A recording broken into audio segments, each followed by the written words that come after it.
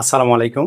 আজকের ক্লাসে আমরা শতকরার খুবই সহজ একটি নিয়ম পড়ব, যে নিয়মটির মাধ্যমে আপনি কয়েক সেকেন্ডের মধ্যে শতকরা বের করতে পারবেন। নিয়মটি যারা চাকরির পরীক্ষা দিতে যাচ্ছেন বা প্রতিযোগিতামূলক পরীক্ষায় অংশগ্রহণ করে থাকেন তাদের জন্য খুবই উপকারে আসবে। তো প্রথমে যে অঙ্কটি রয়েছে এটি হচ্ছে 7-এর 4%। 7-এর 4% এটা যদি আমরা পার্সেন্ট আকারে হিসাব করি তাহলে কিন্তু আমাদেরকে অনেক সময় ব্যয় করতে হবে। আসলে এখানে আমরা সহজ পদ্ধতিতে যেটা করব, প্রথমে 7 আর 4 আমরা গুণ করে নিব, তাহলে পাচ্ছি 4 7 28। 4 7 28 পেলাম। এবার এই পার্সেন্টের জন্য শুধু 2 ঘর বামে একটি দশমিক দিবেন, ডান দিক থেকে 2 ঘর বামে দশমিক। এখানে যেহেতু খালি রাখা যায় না, একটা শূন্য দিয়ে নিচ্ছি আমরা, তাহলে 7-এর 4% সমান হবে 0.28। তারপরের প্রশ্ন 8-এর 8%, সেম ওয়েতে আমরা এটিও সম্পন্ন করব। 8 8-এ আমরা যদি গুণ করি তাহলে পাচ্ছি 64। তাহলে আমি শুরুতেই 64 লিখে নিচ্ছি, 64। এবার ডান দিক থেকে 2 ঘর বামে আমরা দশমিক দিব, তাহলে ডান দিক থেকে 2 ঘর বামে দশমিক আসতেছে 0.64। এরপর আসলো 2-এর 4%, এটা একটু অন্যরকম। 2-এর 4% করতে গেলে আমরা করব 4 দুগুণে 8, প্রথমে আমি লিখে নিচ্ছি।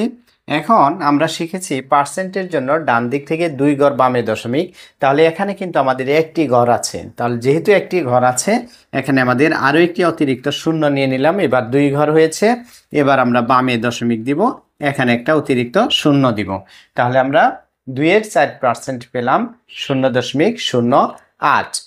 এরকম আরও দুইটি সমাধান আমরা দেখব, এটি একটু ব্যতিক্রম, এটি আপনাদের ভালো লাগবে আশা করি। এই নিয়মটি যদি এখানে 5 থাকে, অর্থাৎ একক স্থানীয় অঙ্কে যদি 5 থাকে, সেক্ষেত্রে আমাদের এই নিয়মটি কার্যকর হবে। এটিও খুব ইন্টারেস্টিং একটি রুলস। শুরুতেই দেওয়া আছে 35-এর 35%, অর্থাৎ 35-এর আমরা 35% নির্ণয় করব।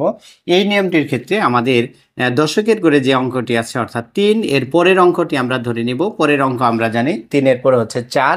এবার আমরা 3 এবং 4 গুণ করব, তাহলে পাচ্ছি আমরা 3 4 12। আমরা প্রথমে 12 লিখে নিব। এরপরে এই যে লাস্টে 5 আছে, 5 আর 5 গুণ করে আমরা লিখে দিব 25। 12 নিয়ে আমরা একটা দশমিক নিব মাঝখানে, তাহলে আমাদের এটি 35-এর 35%-এর ফলাফল পেয়ে গেছি। অনুরূপভাবে এটিও খুব সহজ। 8-এর পরবর্তী সংখ্যা কি? 8-এর পরবর্তী সংখ্যা হচ্ছে 9। তাহলে আমরা 8 আর 9 গুণ করব, 8 নং কত হয়? 72। 72 আমরা লিখে নিলাম। এরপরে একটা দশমিক দিয়ে আমরা লিখব 5 5-এ 25। পরেরটা খুবই সহজ, নিজেরাই করতে পারবেন আশা করি। 6-এর পরের সংখ্যা হচ্ছে কত? 7।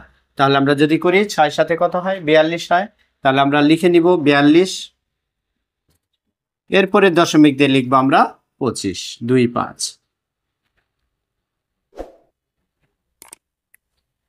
ডিয়ার ভিউয়ার্স, ভিডিওটি ভালো লাগলে আশা করি একটি লাইক দিবেন, সেই সাথে পরবর্তী ভিডিও পাওয়ার জন্য অবশ্যই চ্যানেলটি সাবস্ক্রাইব করে রাখবেন। সবাইকে অসংখ্য ধন্যবাদ জানিয়ে আজকের মতো এখানে ক্লাস থেকে বিদায় নিচ্ছি। আল্লাহ হাফেজ।